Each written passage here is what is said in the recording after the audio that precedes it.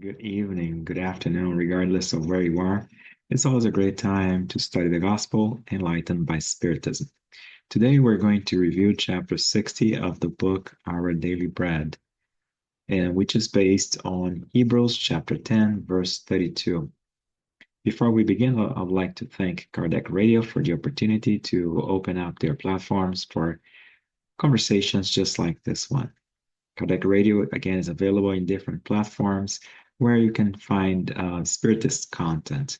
They're actually also available in the X platform. And the interesting thing about contacting them, it's actually, that's what it is. You can send messages, you can ask questions or comments, and the staff from Kardec Radio will reply to you if you use the X platform.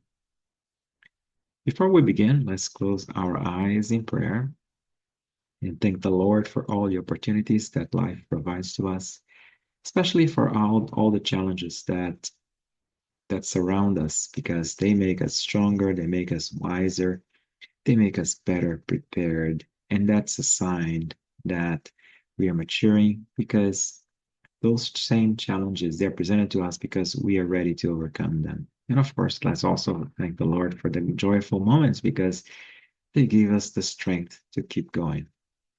So be it. So today we're going to talk about chapter 60 of the book, Our Daily Bread. It's called The Logic of Providence. And again, it's based on Paul and the letter to the Hebrews, chapter 10, verse 32. And it goes like this. Remember those earlier days after you had received the light, when you stood ground in a contest in the face of suffering.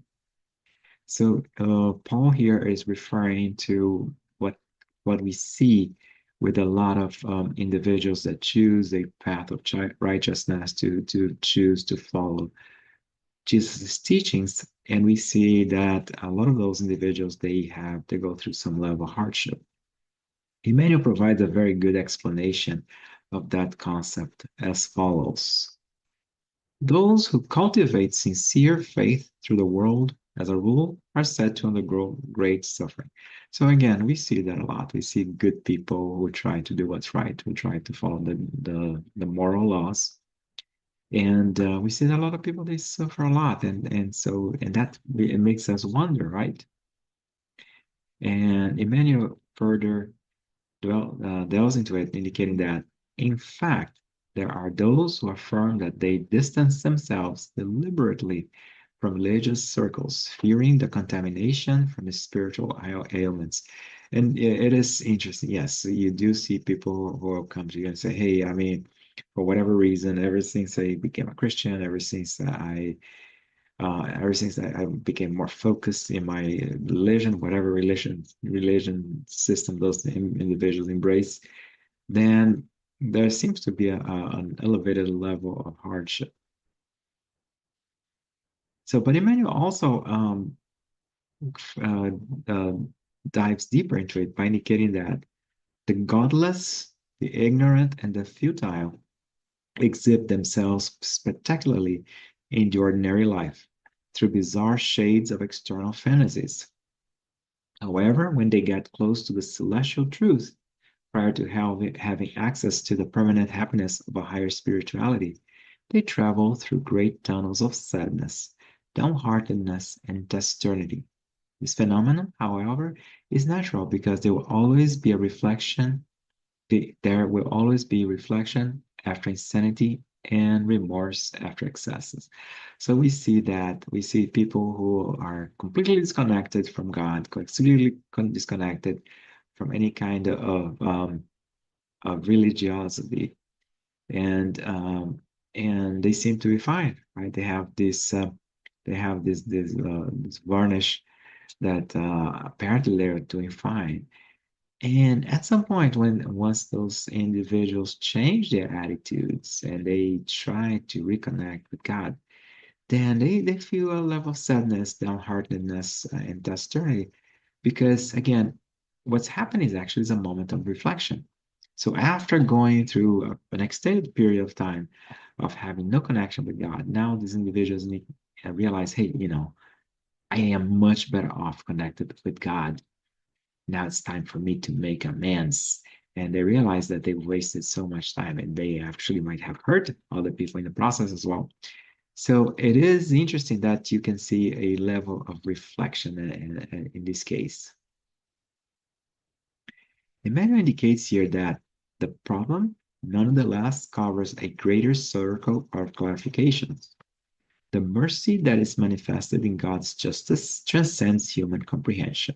So again, it's pretty much indicating that God's justice is beyond us. I mean, God is love, God's justice, and and sometimes we see His action here on earth, His actions, and we see what happens to us and to other people, and we are made to believe that there is no justice.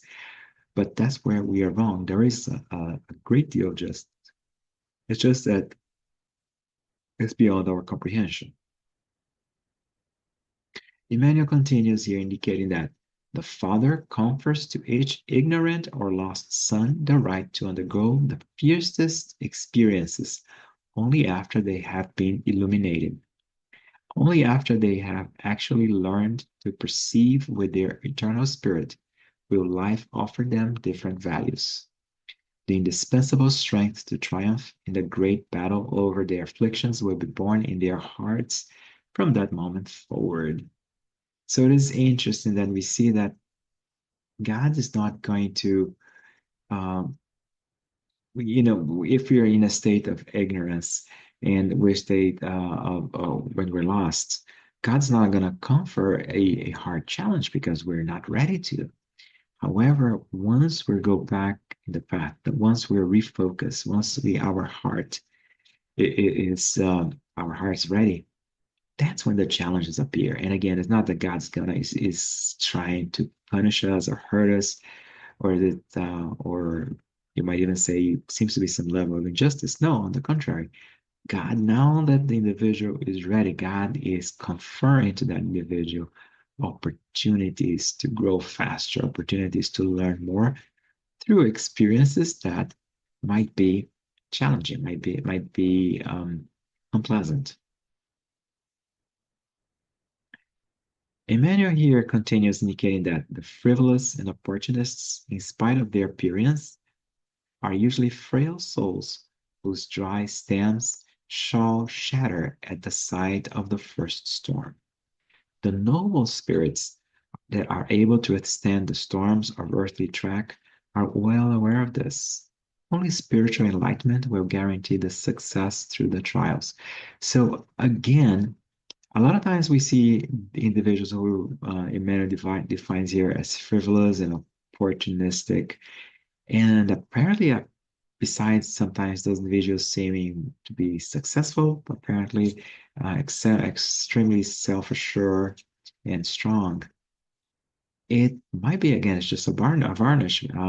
Those individuals are not, most likely they're not as strong as them as it seems, and those would fail if if more troublesome circumstances were presented to them. So conversely, noble spirits are able to withstand storms. The noble spirits are able to have the inner strength, not only the strength in themselves, but also because they are connected to God and connected to the spiritual benefactors. So they can always find the strength to overcome. And again, only spiritual enlightenment will guarantee the success through the trials. So it's it seems to be contradictory or illogical when you say that, hey, now that I got the spiritual enlightenment, that's what I'm going to go through difficult trials. But the way to for us to understand is, okay, now that you have the enlightenment, now it's your turn. Now you're ready to go through the trials. And here, Emmanuel finalizes indicating that no one would yield the responsibility, excuse me, no one would yield the responsibility of a ship full of preoccupation and dangers to simple children.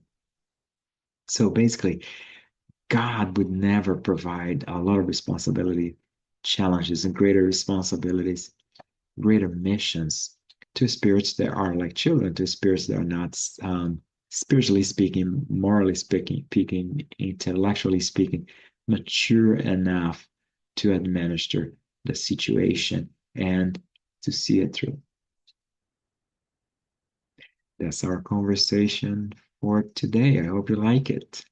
And if you like it, as always, make sure that you click the little like button. And if you have not done so, make sure that you either follow us or um, or again, you can advise depending on the social media platform.